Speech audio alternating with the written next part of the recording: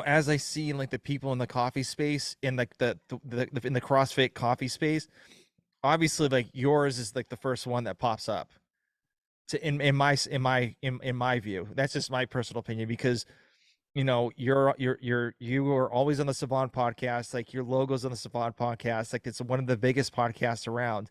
And do you like when you hit certain goals, do you kind of like still want to keep on chasing, or do you feel like, if you hit a certain goal, you kind of like, pull the throttle back a little bit? Were you happy with 225 after you snatched? Were you like, I'm never No, gonna of course not. snatch Of more course than not. 225? No, no. It's like you always want to like you get to there and you're like, okay, let's keep on going a little bit more. So, And that's why I gave you that analogy in the yep. beginning too. It's because like, hey, we're CrossFitters. It's like, like I said, even at 135, even after the 135 clean, right? Which is like, holy shit, I had 135, right? Like, Hmm. all right, 145 is next. All right, 155 is next. And the same thing goes. Like after you hit like your 315 clean and jerk or your 315 like hang, whatever it is, like, ah, man, I can't wait to fail at like I can't wait to fail at 320, Yep. right? And then you keep going, you keep going, you keep going, and it's little increments, right? You never go after your snatch 225. You never go 315. Here it is. Yeah. Nah, you make the logical progression, and you aim for 315. You aim for that, Hmm. and then you work your ass off, and then whether it's a year, whether it's shit, it could be 6 months, it could be 2 years. When was the last time like you hear it so often like, oh, I haven't PR'd my snatch in like a year, and I'm like, dude, did you stop snatching for a year? No, you didn't stop snatching for a year. It's you're working towards it.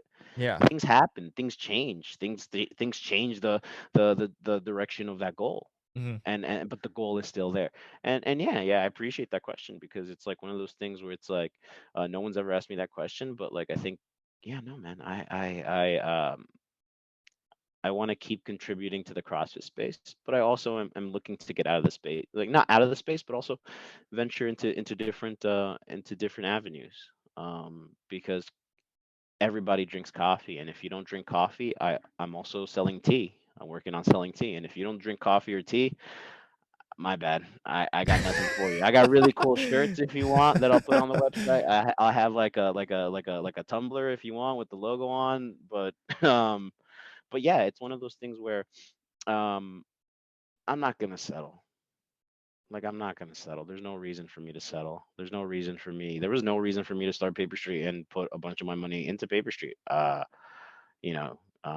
was just talking about it. Like we had maybe 50 sales from 2020 to 2022, like fiscal year 2020, right? All of 2020, all of 2021, and the beginning of 2022.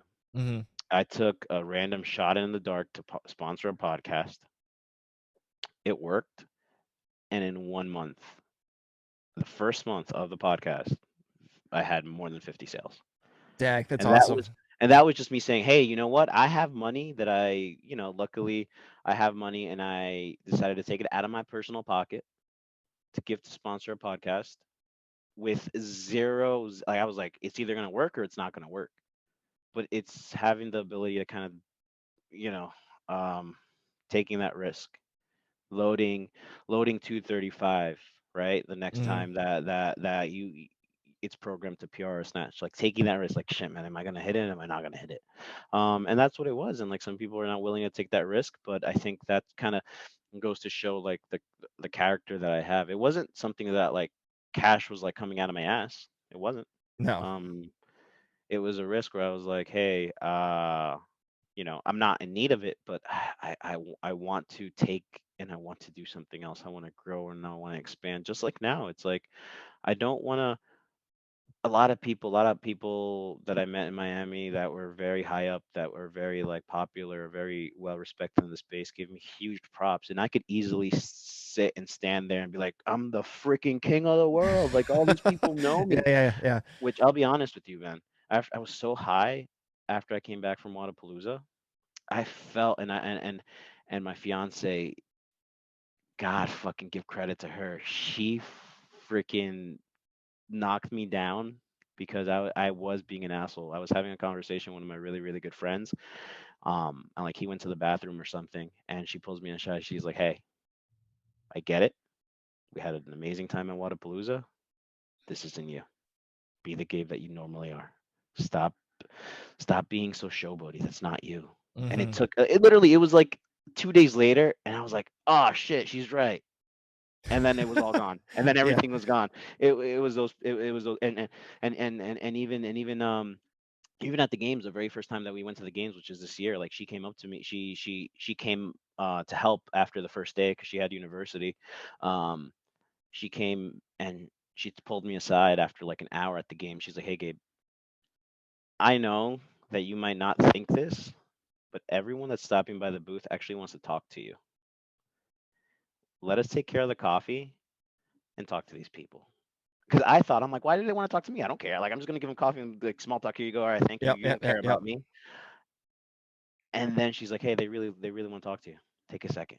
And I did.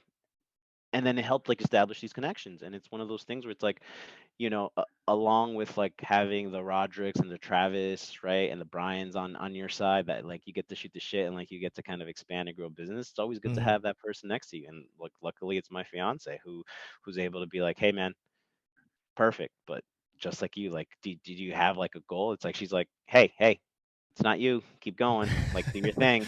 Like, Yeah.